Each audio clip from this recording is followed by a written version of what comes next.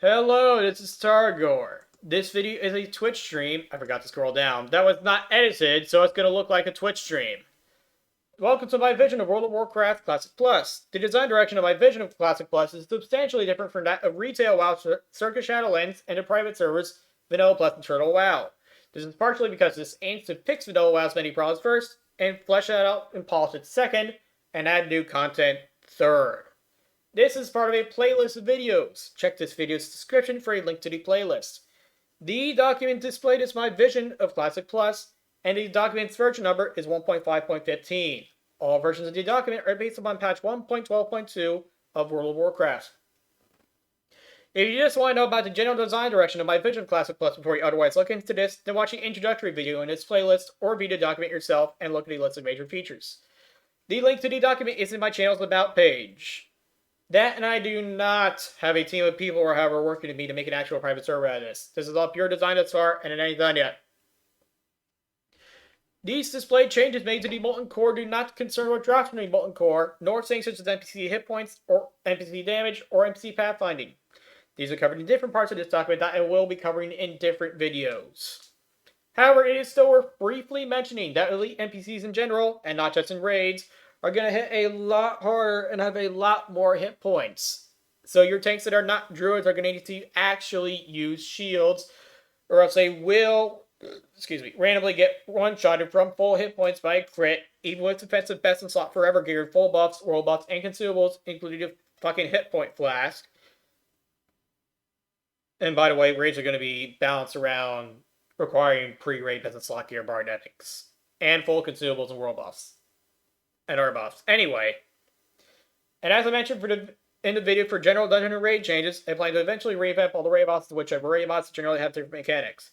By the way, when I said world buffs, do note that world buffs were changed to, you can only have one portable world buff and one non-portable world buff at a time, period.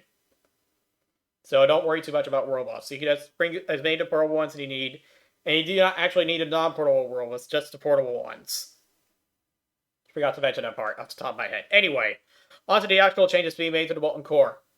As a gold sync, Losa's Thriftwalker, after completing the relevant quest, will be changed to demand 3 runes of teleportation every time you try to teleport into the Molten core while you are alive. The other 2 will thematically be used for dead people.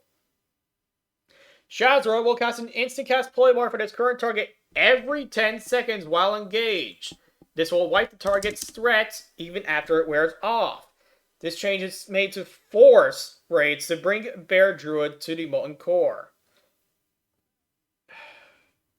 And do note that Bear Druids are just outright immune. Do note that Druids are just outright immune to polymorph when they're shapeshifted, so yeah, you're gonna have to use a Bear Druid, or else you're gonna wipe. Majordormo Executus will be made immune to taunt, and upon being aggroed, he will go to the corner of his hill, facing the ramp that leads up to him, and refuse to move from that spot. If the person at the top of his threat table is not in melee range for 2 seconds, then he will cast instant cast spells that deal lethal amounts of damage on random members of the raid until the person at the top of his threat table is in melee range. By lethal amounts, I mean like ridiculous numbers like 10,000 or 20,000. Majordormo Executus will teleport the person at the top of his aggro table away from him every 16 seconds. These changes made to Majordormo Executus are to encourage people to bring a Bear Druid to the raid to act as one of the 4 main tanks. The other 2 being 2 Prot Warriors and 1 Enhanced Shaman, Tank Enhanced Shaman, or Prot Paladin, depending on your faction, of course.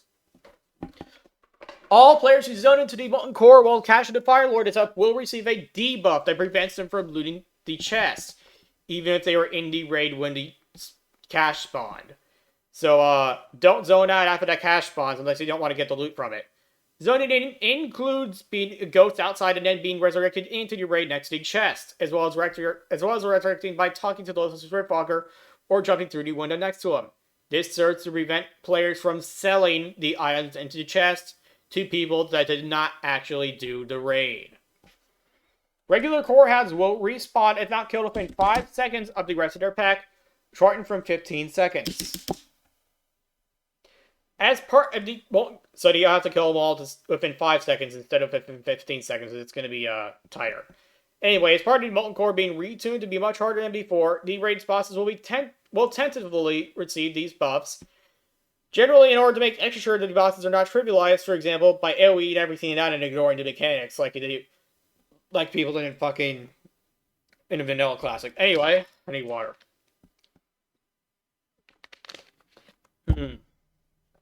Water.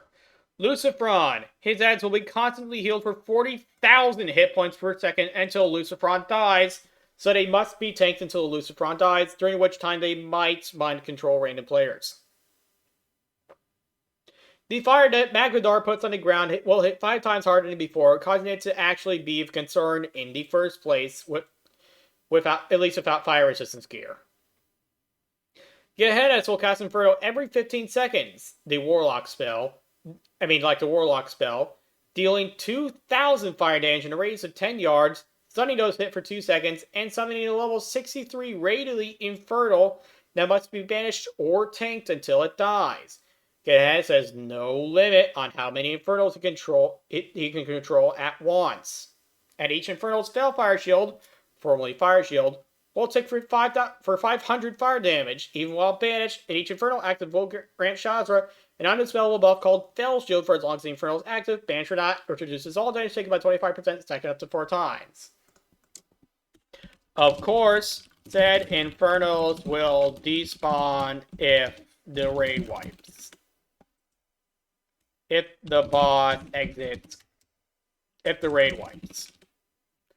Gar. Whenever a Fire Sword or Gar dies, one of them or Gar will, after 10 seconds, instantly cast a resurrection spell on it, bringing it back to full hit points. This is a 10-second cooldown.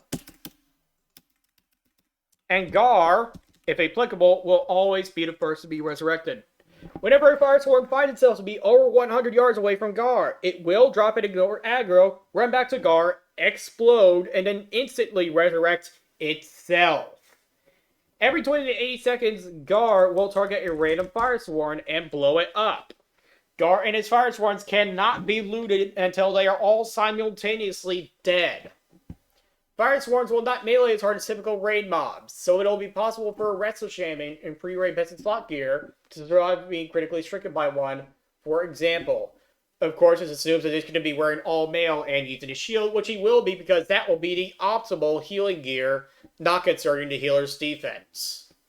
Nor his armor, which is part of his defense. Anyway, that'll be for reasons that I'll mention in another video. Anyway, Baron Gadon.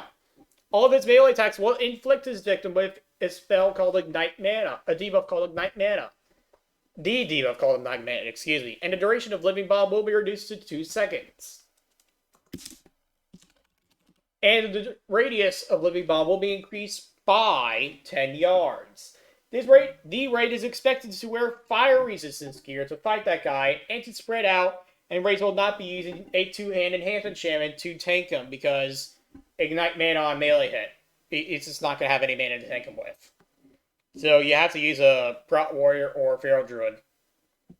You can't just cheese the boss by using the 2-hand shamans to tank him to get more threats than a 1-hand plus shield shaman. Shazra will have an 8-yard aura that deals 1,000 arcane damage per second. So you're not just going to get You're not going to just get all the melees in there and burn them down. You're going to fucking die if you try doing that shit. You're going to fucking wipe. Well, actually, no. That's the melee going to die, I guess. But they're just... Well, Actually, a question of melee is to do more damage by just hitting the guy for, like, I don't know, fucking 6 or 7 seconds with great arcane protection potions.